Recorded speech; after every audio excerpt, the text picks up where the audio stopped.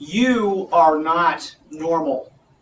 I'm sure there's some snickers by some that might be watching this that know me that are quite sure that I'm not normal, but we're not normal as investors.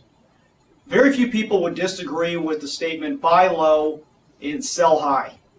And yet almost nobody actually does it. How do I know this?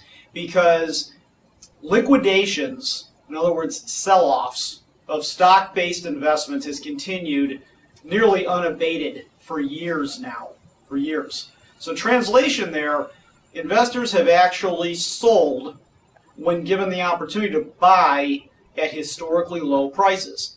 I cite our recent LPL market commentary and sent out by yours truly from January 3rd, in other words, just earlier this week, and I'll just read you a portion of it.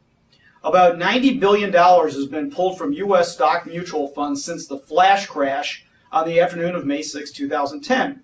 During every week since the flash crash, investors have been withdrawing more money from U.S. stock mutual funds than they've been adding, while strongly favoring bonds in their investment dollars. We'll come back to that. This net selling took place despite strong gains over the past 6 months in the major stock market indices. Investors' recent period of selling U.S. stock mutual funds, while the stock market posted more than a 10% gain, is unprecedented following 2 years of net selling in 2008 and 2009.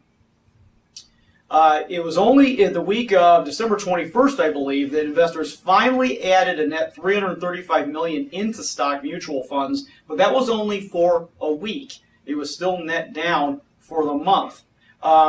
Now, what did investors do with their money? Well, they bought bonds. Well, what's been happening recently with bonds? Bonds have been going down. So there's been some research into, well, what's the source of this money going into stocks in December?